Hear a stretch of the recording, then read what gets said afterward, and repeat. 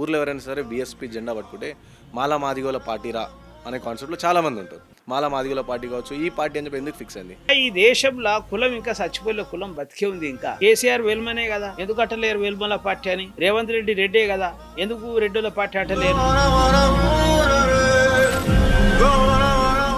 So ఇప్పుడు 2028 లేకుండా 29 elections అధికారం రావడానికి కృషి చేస్తారు, లేకపోతే ఓల్డ్ బ్యాంక్ పెంచుకునే ప్రయత్నం చేస్తారా? ఖచ్చితంగా బీఎస్పీ పార్టీ సపోర్ట్ లేదు, ఇంకో పార్టీ అధికారం వచ్చేటట్టు అయితే జరగదండి ఈసారి.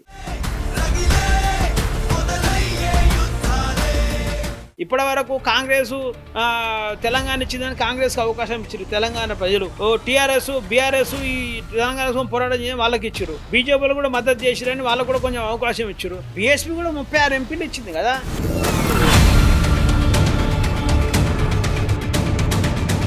సో ఇదే విధంగా లాబింగ్ చేస్తూ ఇప్పుడు మాయావతి దగ్గర మార్కులు కొట్టేసి ఇప్పుడు తెలంగాణ చెప్పుకున్నారు. అట్లేం లేదు, గెలవాలనే కష్టతోనే పని చేసుకుంటూ వచ్చిన. బీఎస్పీ నుంచి కూడా 2018లో నేను పోటీ చేసిన. ఆ రోజు గెలవలేకపోయినా, అంటే గెలవలేదు.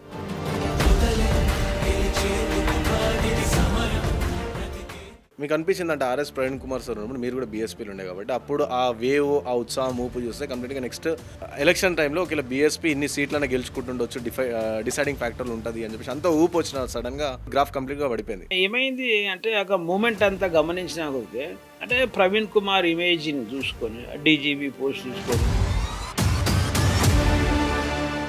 ఎవరు చూసినా బాబాసాహెబ్ ముంగట పెట్టి గతమైన దళితులనే అనుకుంటున్నారు. బాబాసాహెబ్ అంబేద్కర్ ఆ రోజు ఫైట్ చేస్తే మన కోటాకు వచ్చింది. మరి దీన్ని బట్టి చెప్పండి, గాంధీ గారి ప్రపోజల్ వల్ల ఈ దేశంలో అందరు కోట్లు వచ్చినాయా? ఏమైపోయే వాళ్ళమో అంబేద్కర్ లేకుంటే, ఏ చీకటి మింగునో తను వెలుగై రాకుంటే. అంటే ఈ దేశంలో ఇంకా ఈ కాంగ్రెస్, టీఆర్ఎస్, బీజేపీ ఇవన్నీ బతుకుండడం వల్ల, వీళ్ళకి ఓట్లేయడం వల్ల పేదరికం ఉంది. నిజంగా దేశం అంతా కనుక బీఎస్పీకి ఓట్లేస్తే ఇలా పరిస్థితి వేరే ఉండేది అంటున్నాను నేను.